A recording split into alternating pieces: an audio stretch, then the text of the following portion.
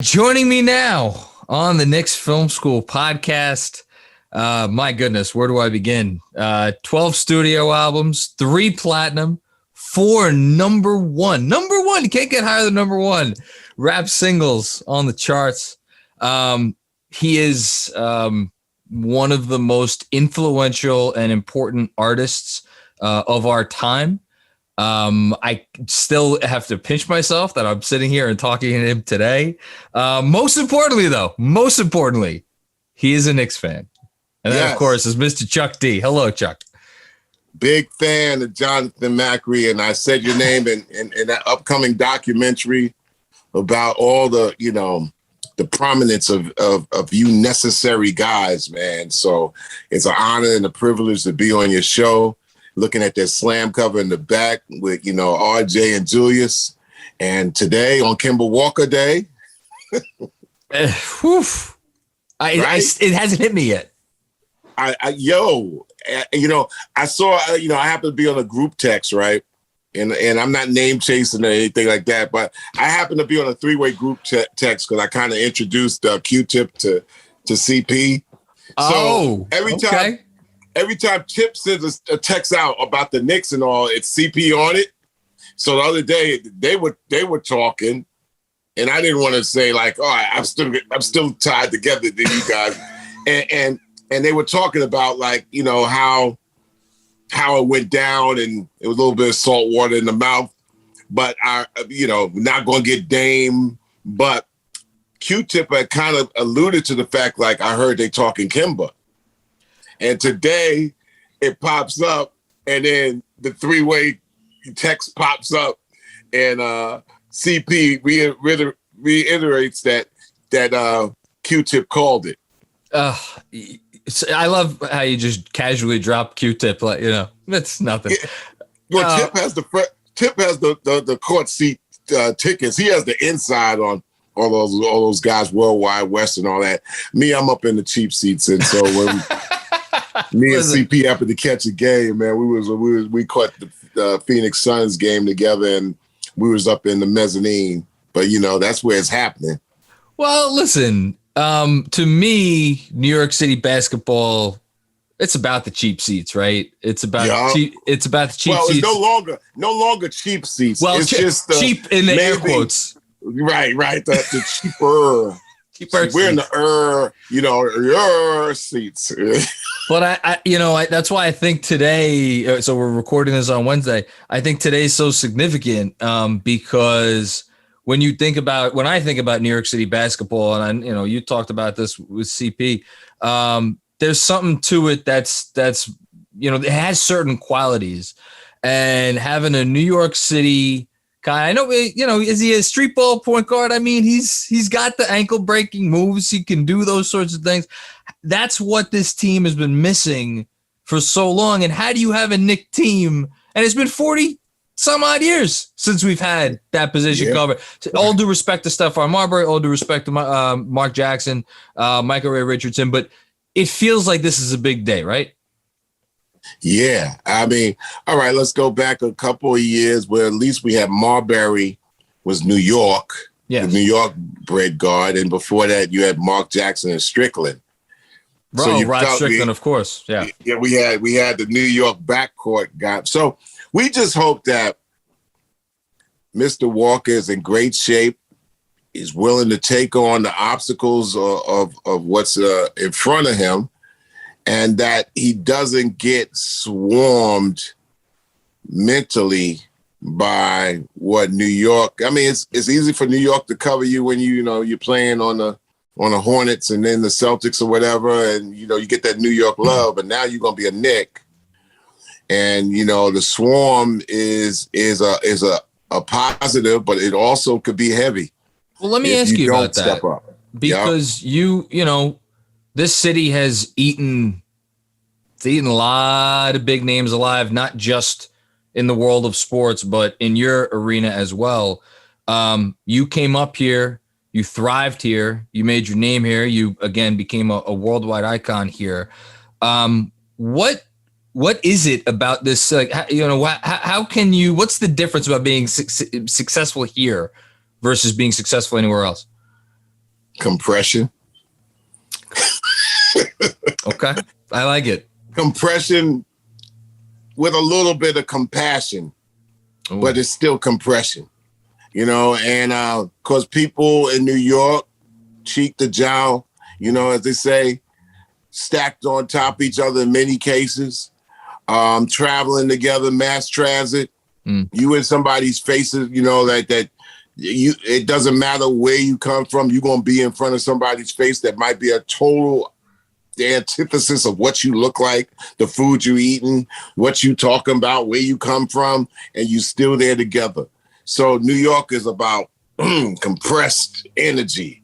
It's like the pressure of like space. It's very spatial.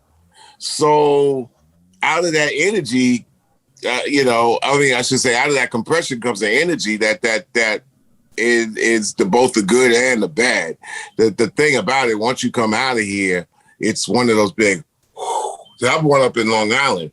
So Long Island, I was always able to look from the outside in. All my cousins were relatives, Harlem, the Bronx, and all that.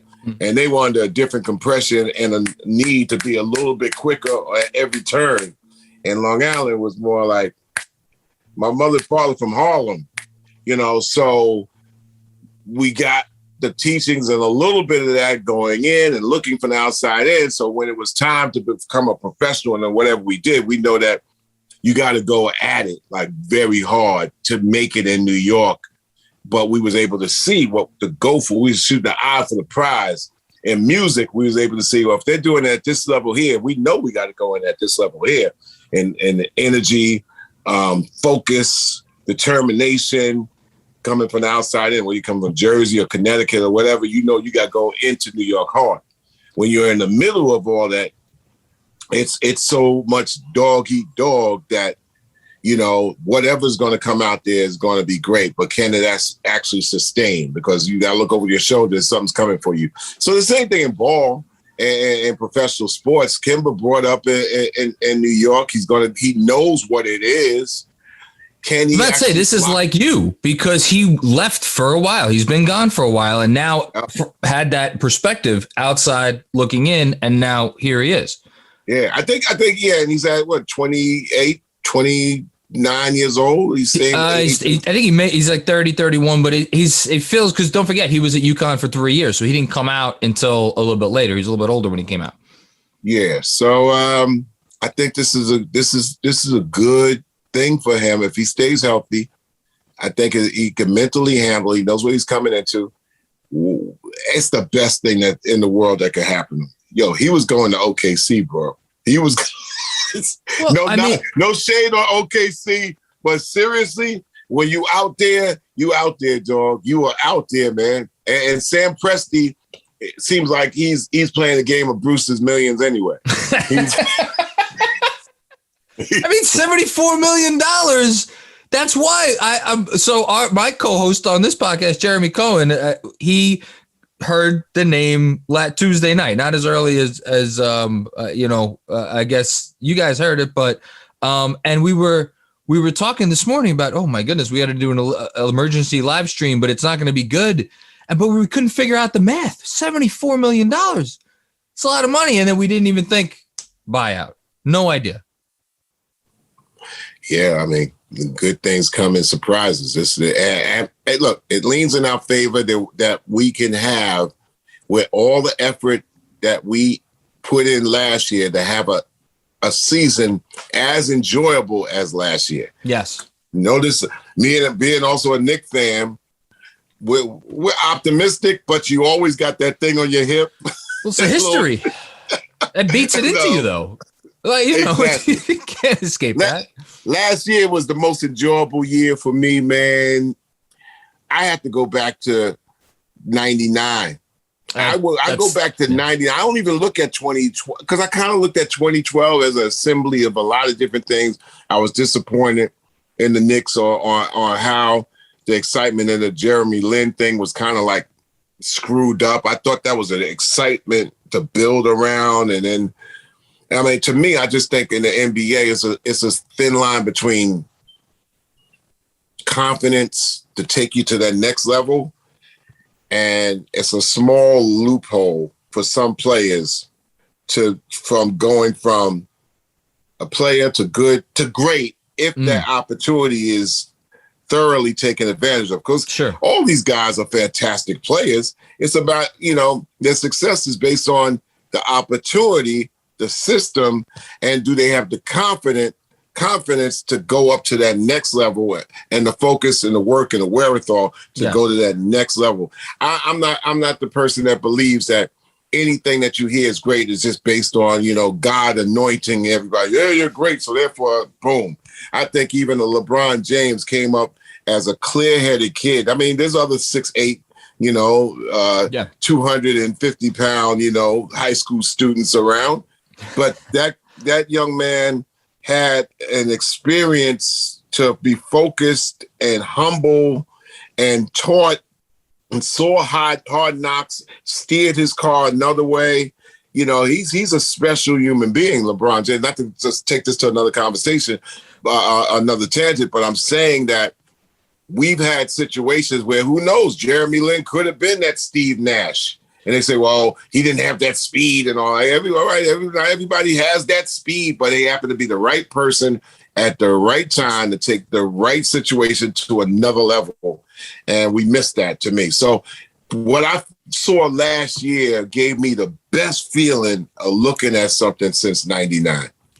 The thing that separated last year from 2012-13 for me, and it was more last year, the only two comps I have personally are the Linsanity, which was much more short-lived, obviously, and 99, because it felt like, I can only read about the teams from the late 60s, early 70s, but you read about those teams, and it was the city came to life and rallied around the franchise and the team and the spirit of the team.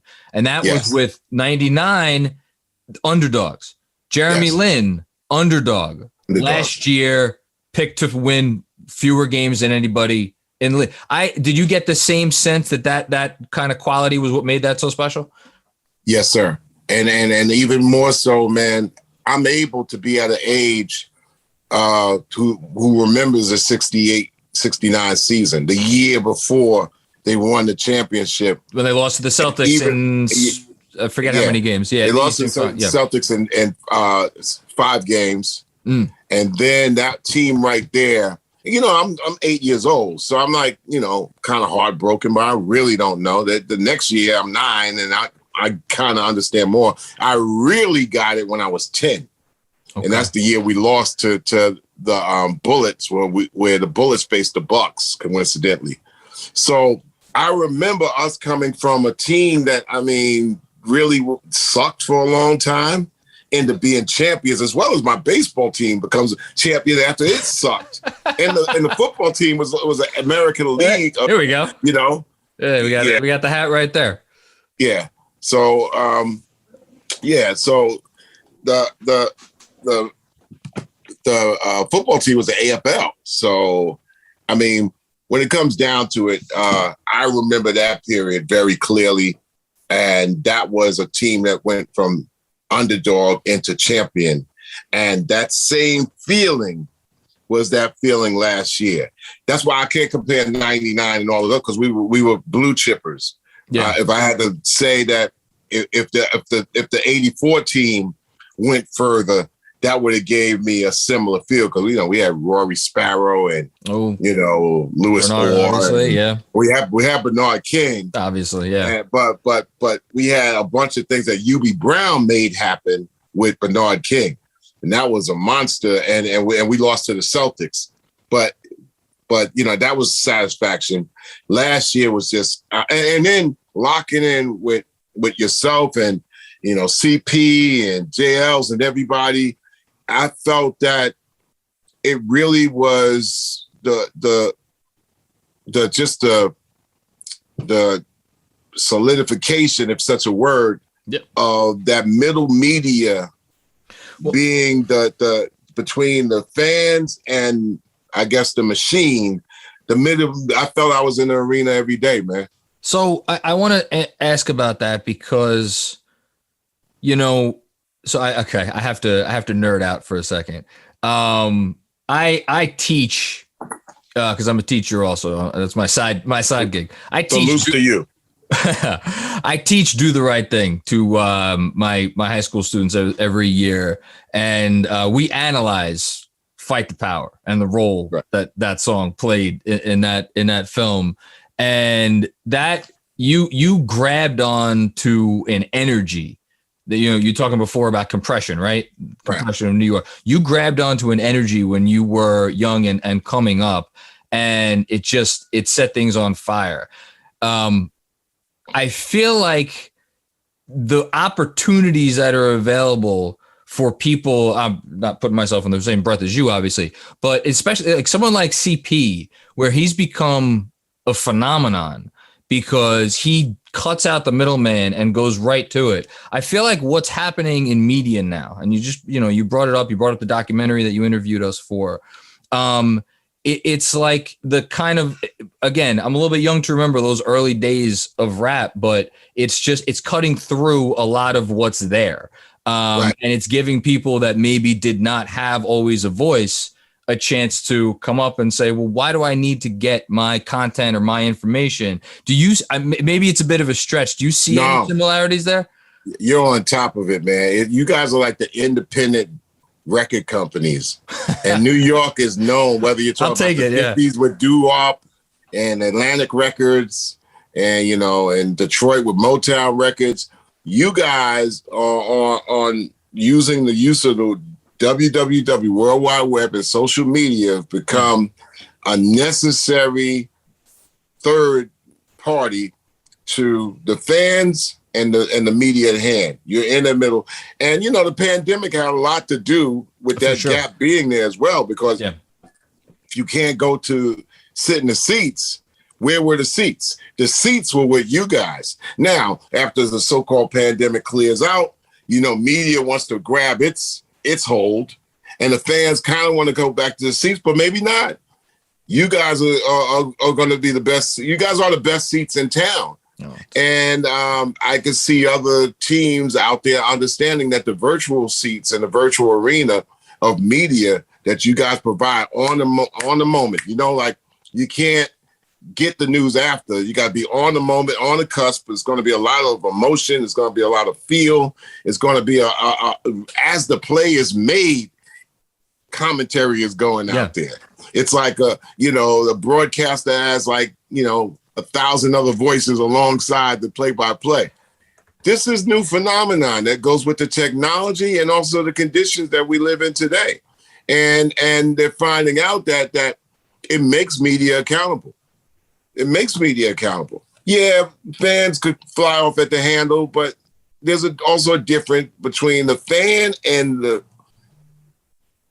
as you guys say, the casual, the fans. And then you have the astute fanatics who are between the two, between the fan and between the machine. And that's a very thin area to tread. And you got to come there with a skill set. And you guys have the skill set. You guys have a great skill set that the fan needs. I have to ask this because I'm curious. I feel like in music, there's this push and pull about when you're coming up and you're getting a name for yourself versus when you've kind of made it. And then there's they sold out, right? Because now everybody listens to them. And it's like that. You told that line brilliantly, which is why, 30 some odd years after you first started really entering this game in a significant way, you're as relevant and more relevant, arguably now than ever. Was that difficult for you coming up at first? Yeah, you got to kind of state who you are and where you're coming from. And I think that's helpful in the beginning, but also you got to state what's a reality. Nobody wants to be an asshole. So you say, really. I think seriously. Some people want to be assholes, man. I don't know about that. What, seriously, but they get irritated when somebody assholes them back. That's true. Yeah. So I'm just saying, if you want to be any kind of trade, your job should be how do you make the position solid and stable especially if you're creating a position. So when you leave the position, somebody could come in there and leave it even better than how they found it. Okay. You guys created a space right there. Somebody just can't come in and be negligent and just like, oh, yeah, I could just say anything and do anything. Well, then you have what you have then. Okay. But you guys know that you have to tread a certain line. It's like, yeah, we're not going to be like, Newsday or Daily News all the time. We might come at you a little bit, but we know that there's a thin line. We ain't going to we're not going to be childish about it. So that's the difference. It's a harder media. It's more immediate. It's a little bit maybe like a mosquito on your neck a little bit, but it's gotta be because the fans want that. Yeah, the fans want that. They kind of like really don't fully always trust somebody's burner account. Now, you know what I'm saying? Not a ball player's burner account because that's based on emotion. You guys got to know you guys know the mixture of emotion and also compassion and also fact. Media wants to deal with the fact, even if they got to make up their facts. The fan wants emotion and is going to deliver emotion. Somebody got to be in the middle of that. It's not a really, the first person that turned me on about you guys and turned me on about Knicks Fan TV was Alan Hahn. is my guy. And throughout the years, me and used to go back and forth. I sent him like a text message and stuff like that, but never like try like to get in the, in the middle of that, you know what I'm saying? Because it's like taboo. I'm a fan, and he's like, yeah. I don't want to hear about inside news or none of that. I don't want to hear none of that. But then he's like, yo, I'm getting ready to go on, and they want the smoke, and we coming off a 17-win season, so it's gonna be smoke there regardless. And I was like, and so he's just telling me, and I'm like, wow. So I'll check it out. When I checked it out for myself, I was like, whoa, okay, this is what's going down. And from, CP and JLs and checking you out and all that, and everybody down the line. Anthony Donahue also back in the day. Yeah, we also get me on. So I was like, wow, this is good for me, because, I'm going to read, but I'm going to be biased to too, to Alan, because he's my guy, But then he turned me on. I know the sports writers and stuff, they got their thing. They know that they have to. Everybody has a lane. Yeah. Yeah, they got their lane. And they know, but you see that the major media that also watches people like that, they're watching you guys and they're trying to appropriate their own little area and try to have a competing middle area to the area that you guys have done organically. Which is crazy, because I want it to be them. That's what. Welcome to the record business. Yep. Now all that beatboxing that you was doing, Mac. You was doing the beatbox, and now they want to figure out how to make the beatboxing legitimate, man. We're going to have a beatbox category of Billboard now. Again, it's just fun. It's crazy to me how in these different arenas, music, media, people could pave the way, and then you could look back and like, I guarantee you, I've never spoken about this, but I know CP looks at you as an inspiration for what he's doing. And I'm just a fan. Hey, listen. I'm just a fan, man. Oh, come on. You can say that, but we all know. But we all know our lanes, man. My lane is to be a fan. That's like when I go on the chat, I just kind of chat. I don't want to call in because that's getting in the way of a caller. I'm a big fan of Justin Termini and Eddie Johnson over at Sirius. Big fan of those guys. I followed them for years. Those are like the pros. EJ, I followed his sports career. So I'm what you call a ball jock groupie. And sometimes people, oh man, you're jocking them too hard as a fan. I say, damn, can I be a fan? I know how to be. Listen, I got fans around the world, so I know how to be the best fan because I got the best fans. So when it's time for me to be a fan, I don't need to be anything more. You know what I'm saying? I want to be a fan. I want to sit in those seats just like everybody else. And I want if somebody's going to throw the smoke back at me, like, there's this cat that's on the chat board that chuck you out of your damn mind, man. That's good. We got no status on there. If I say something, I'm out of whack, yo, sit me down. That's the fun part. We'll finish up maybe on that path with we are fans of this team. It was a heck of a year. I see that poster on your wall. That poster's on your door with pride, bro. Can I tell you? So the cover, the story came out that they were going to be on the cover, and I think there was the tweet with the behind the scenes video and whatnot. And then I saw something about the fat head, and I think I tagged my wife in a picture of it or something, and I said, Father's Day is coming up. Just say it. I didn't say anything else. I didn't even know if you saw it. And then sure enough, Father's Day comes. My biggest thing is, again, the 90s are a long time ago. The league has changed a lot in terms of how sustainable and easy it is to build sustainable winning culture over time. You don't see it that much anymore. It's rare. I want to, but the flip side of the coin is you get a season like 2012-13 where it's just 1 year, and I want to very badly believe that this is the start of something. I love last season. I don't want to be, and I'm going to be telling my grandkids about last season, but I don't want to be telling them about like, oh yeah, remember that one good year? No, I want to tell them at the start of it. NBA is turned into the NFL. How many teams we got in the league? Like 32 or 31? I think I made a mistake. 30 NBA, 32 NFL. Yeah. 30 NBA teams. That means anything that you can, it means that you can go like the last time I've seen my team win the chip where everybody seems to talk about championship, like they're easy, right? Only one does it. I was 12, bro. I was 12. Good friends of mine, Earl Monroe, Henry Bibby, they were there. You know what I'm saying? They were there. I was 12, man. I just turned 61, bro. You can go through half a century and not see your team win, man. And now with 30 teams, you could probably get ghosted for like 85 years like Red Sox and the Cubs did in baseball. Goodness. You could go through generations and not see your team. Even like, that's what I'm saying. When it's a time to celebrate, you celebrate. I don't see how anybody could go up kicking a bucket because the Suns lost in 6.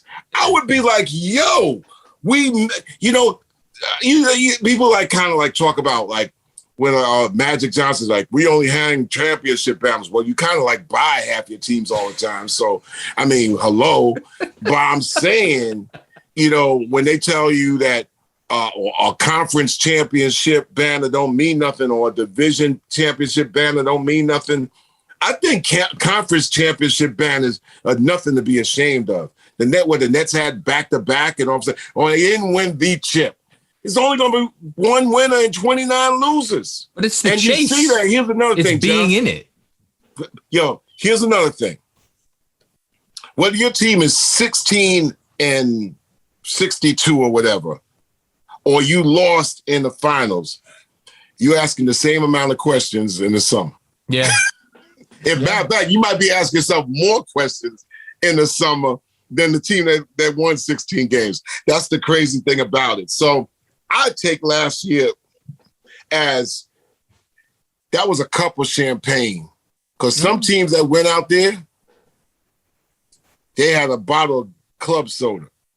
And sometimes even if you win the chip and you bought your team, that champagne ain't tasting like champagne. It's tasting like club soda, man. It's seltzer, can we man. just say it? I mean, it's seltzer. They're right across the river. We could just say it. Like, look, I got asked so many times on so many post games, isn't this better than if those guys do it? And I said, look, I wouldn't trade this for anything. That's why I have that up because, I know Julius Randle's not top 10 player. I know RJ Barrett, there's probably a ceiling there. But I want to do it with those guys. And that's why, to bring it back to Kemba, I love the fact that, okay, look, whether Dame happens eventually or not, whatever, like, again, sticking with the underdog. He was bought out. He was told, we're going to give you your money to go away. New York guy, again, coming home. I like with no draft picks. So Sam Presti is the king of collecting draft picks, like Kardashian collects pocketbooks or something. I don't know, man. It's like, yo, man, we had to. I mean, we had to give up a draft pick. Yeah. At least I don't know. I don't know the total details. No, now, it was a buyout. It's just money, as they say. It's a lot of money, but it's just money. Yeah. I'm excited to see where the team goes. I'm curious. You know, hey, look, here's another thing. Not to cut you off. Yeah, no. We know there's going to be some painful moments this year. Yeah, of course. It's going to be some painful moments. We're going to be looking at. I thought that Reggie Bullock's footwork was the most incredible I've seen in the last 3 years with the style of play that's in the NBA now. I mean, it's my and I didn't mean to cut you off. Like I said, it's like now to guard, you got to like know that you got to put so much torque pressure on defending that a person could go jut, step back, boom. To me, I think that's also the cause of injuries because you got to do so much motion with your lower extremities that something's going to give, man. And if you're going a team or player, you're switching cats. You know, before in basketball, you didn't have somebody stepping back like as much. Everything in the basketball was like, we're going to get the ball towards the hoop for the highest percentage bucket. And if that doesn't work, then we're going to kick it out and we're going to, back it up with a long shot or maybe the 3-point line. 3-point line has been there since 1979. But that's why I feel like a lot of those like forwards in particular from the 80s, once the game started changing and getting more dynamic in terms of what offensive players were able to do, those guys went out of the league, not because they couldn't score. It was because they couldn't hold up at the other end of the court. And now, and that's even your quote unquote two-way superstars, your guys like Kawhi. Like nobody goes and takes the offensive load on one hand and then guards the best player. I mean, in the playoffs, maybe when it comes down to it, you do. But that's why what Reggie did this season, to shout out Reggie Bullock, man, took on the best wing offensive player on the other team night after night after night. I love RJ Barrett. Love him. Yeah. He did not get that assignment. They gave that assignment to Reggie Bullock. We're gonna have to replace that, bro. Because I don't see Fournier and I don't even see Kemba, and it's just a lot of wear and tear and commitment. Look, man, in football they got two different teams, the offense and the defensive team. Basketball, but now the game is like so much like the lower extremities on the footwork, man. That's why I thought Mitch was great because Mitch could go chase the perimeter, fall back, and be a problem. But also what Mitch was doing on offense was like he was creating havoc, creating space for Julius because alley-oops, if Julius gets concentrated on, and then he's just offensively in the way of a lot of the defenders. He was just kind of big and lanky all over the place, and that helped us, I thought, I want to ask about Mitch for just a second because his name's been popping up because there was a video of Julius Randle working out with Miles Turner. People were like, oh, now we should get Miles Turner. I'm at the point with Mitch. I'm a big believer in Mitch's talent. Right. There seems to be potentially some immaturity things. Does that, again, you've been, I don't know what it's like to be in that world where you have access and it's like the world is yours, so to speak. You have been there. Should that concern us that he seems to not quite fully get it yet? Yep. I was hoping you'd give me a different answer. Okay. Hey man, you want to talk about like Ben Simmons down in Philly, 25 years old. You got the whole world, and your world is shook up by something else than on the basketball court. So that's the obstacle. Same thing with Mitch. How old is Mitch now? 23? I think he's 23, yeah. That's the world open. New York is like living in the Jetsons now. It's like, and then you got money, you got everything. It's like, how hard is that to go from something that is at one point it's just a game. I know music is, not a sport, but it's like you do it for just the love and then the money comes. How is it to start to have to treat something that you once did just out of love as, okay, this is my job now, and it requires different things. Is that, because I feel like there's a lot of people that can't make that change, and that's why they don't succeed. Yeah, I think you got to go through some kind of loss. Do you? Okay. Something's got to get taken away from you. Something. I mean, you're like, you was on a high horse. Okay, that horse came down a little lower, so now you're on the low horse. Something's got to work in order for you to continue to be privileged, or to have this area of entitlement where you can work on, and then it becomes yours. This is why Julius last year was so great for us, because no one saw it coming. No. And he got a lot of smoke that year before, like what he wasn't, but he was 25 going to 26. Who knows what's going to turn around? I think Ben Simmons is going to do the same next year, because now, okay, you got something taken away from you. Maybe not financially, but people dug into you and something got snatched out of you. They took your spine away, and you're going to have to find a way to get your spine back. But anyway, that's their problem. I think with Mitch, he had injury, maybe that was enough, maybe not.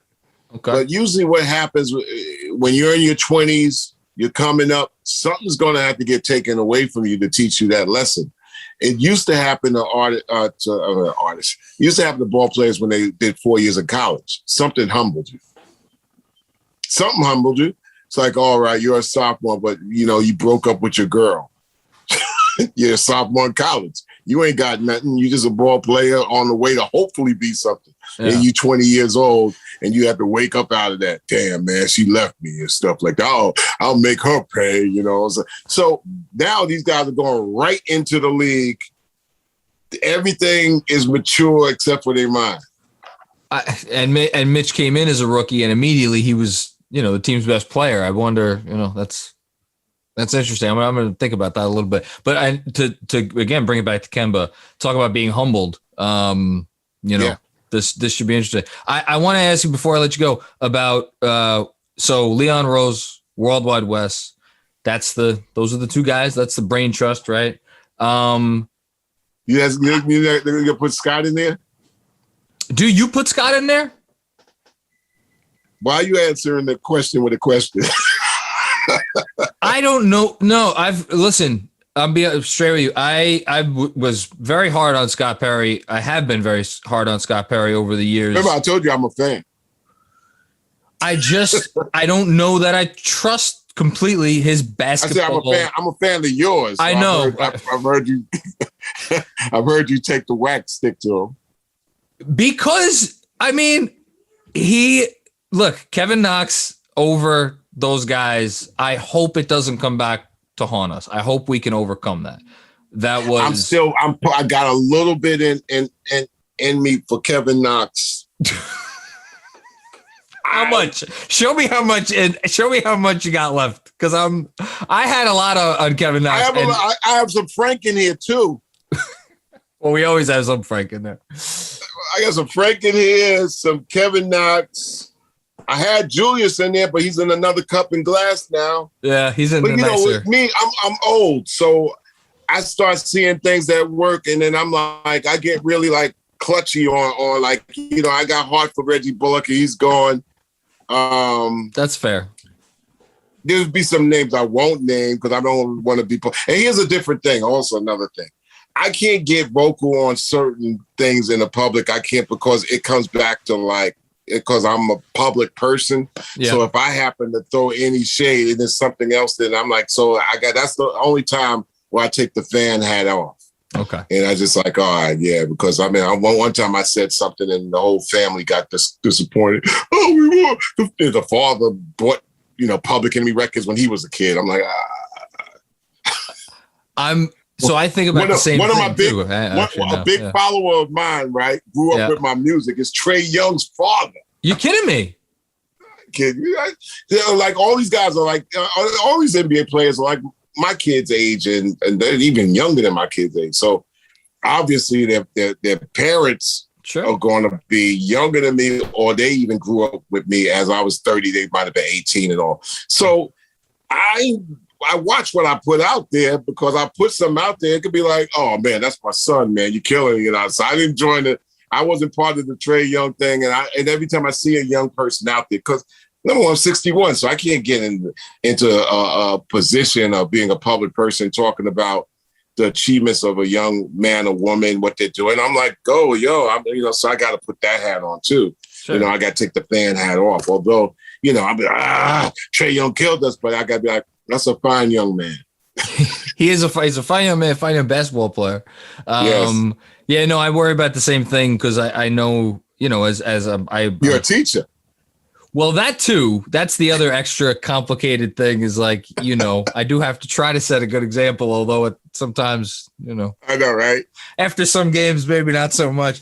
I'll throw Scott Perry in. Scott Perry's earned the right to be thrown in there. Let's just say that because last season doesn't happen without Julius, and Julius is not here without Scott Perry. So let's just say that. This brain trust, I believe they are, and I've said this about other people before, we'll ignore that. I believe that they're going to continue to get this thing in the right direction. I believe they have the bigger picture in mind. I believe they have the wherewithal, and I think they're respected around the league. That last part is, I think, most important. Do you get the same sense? I'm curious. I do, but I don't think people are in business to be stupid, and I don't think there's a dumb team out there. That's true. And I think next year, Toronto finally has a home court. Next year, as we know now, preseason starts on time. Yep. I think what the Knicks did last year, we got conditioned faster than any other team out there. Maybe it could have been that we didn't participate in the bubble. And I know that we was hearing that Tibbs in August was getting people running around, getting them conditioned. So we came out of the blocks like, Knicks came out of the blocks well conditioned while teams were trying to figure out their wind and their continuity. That was important. I think we got to come out of the blocks hard because I think that in other brain trusts, they're not stupid. And I think that everybody's going to have a starting point at the same time. Although I will also add, without getting convoluted, that it takes a while for a culture to gel. And with these players moving around so much, that I think that us holding on to as many players as we did. But that's why I like those moves. Gives us a continuity. That's why you're not just paying $10 million for Alec Burks and $10 million for Nerlens Noel and whatever 14, I guess, for Derrick Rose. You're paying to keep those players here after they have been part, which is why I was just a little surprised at some of the people who were just so upset at that. I mean, we just had the best year that we've had in so long, and you want to just, okay, let's ship everybody out and bring in.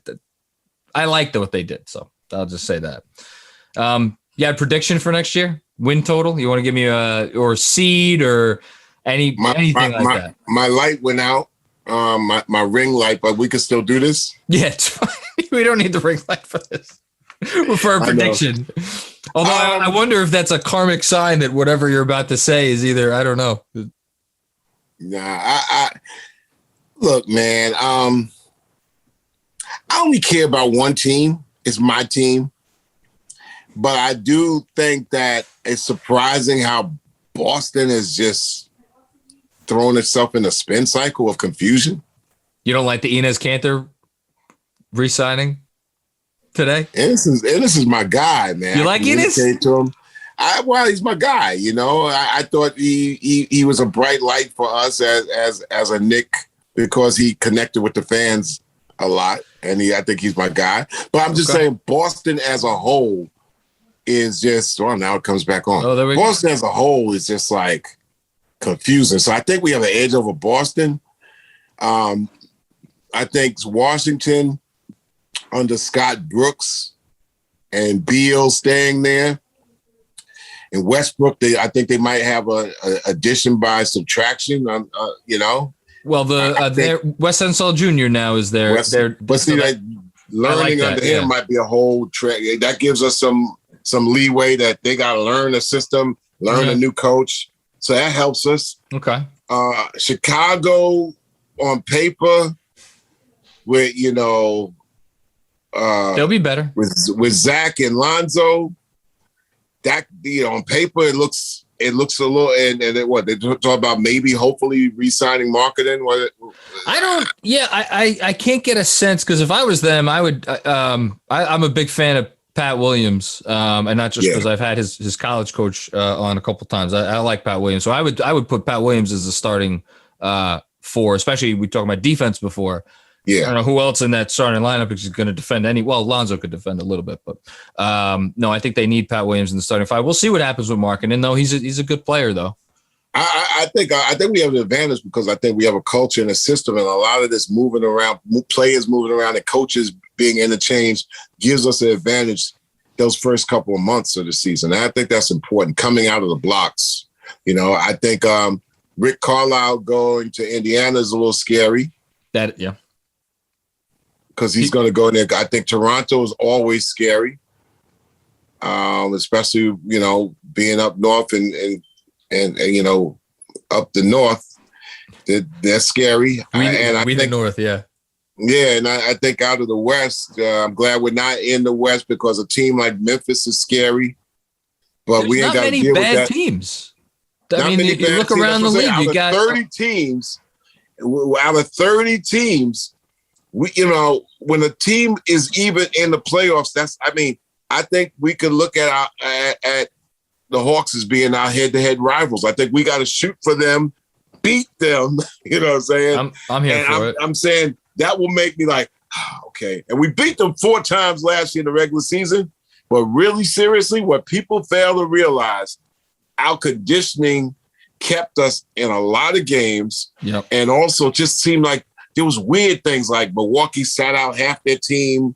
We got to win there. Listen, if we're being honest, if we're being honest, we really had a 35-win season, which was still phenomenal to me. But then also we were getting waxed, and this was a sign of things to come. I know you remember this game, John. Which one? Trae Young was serving us. Yeah, they were down by 9, I think, when he and then Pele fell on him or something like that. Remember? Yes, it was Pele. That's right, it was Pele. That's what I was saying during the playoffs. Bring in Pele. I like Pele. I'm gonna miss. You'll miss Reggie Bullock. I'm gonna miss Norvel Pelle. No, but it was that we caught the Lakers without their guys. Yeah. Even down to the end of the season, Boston obviously didn't play anyone that last game. They still almost beat us. Toronto, all the games we played against Toronto, where Toronto had this kind of funky season. Yeah. It was they caught some breaks. Coming out of the blocks is going to be important for us. It's how we start that season. How we start this season. The Knicks hopefully should look at preseason as let's jump out ahead. Because the Bucks are going to be looking for this. I think they're going to start off a little slow. They already got the chip. I think the Sixers are a little confused, and they got to figure it out. We got advantages in the East right now that I think changes in January. Who? Last thing. Who are you most excited to watch in a Knick uniform this year? In the new throwback Knick uniforms? And I like those. Don't you like them? I'm a fan. I'm not mad. I'm not mad. I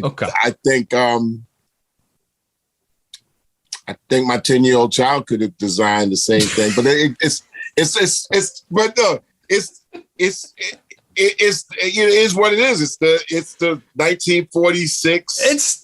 It is what it purports to be. It's the throwback. It is. Yeah. It is. So it will be dope seeing Kemba Walker in that uniform. It will. Come on, it's going to be. And I think Evan Fournier, Knick killer.